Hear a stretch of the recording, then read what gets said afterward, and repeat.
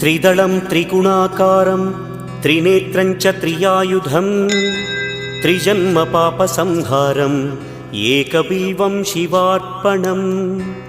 त्रिशाखैः बिल्वपत्रैश्च अच्छिद्रैः कोमलैः शुभैः तव पूजां करिष्यामि एकबिल्वं शिवार्पणम् कोटिकन्या महादानं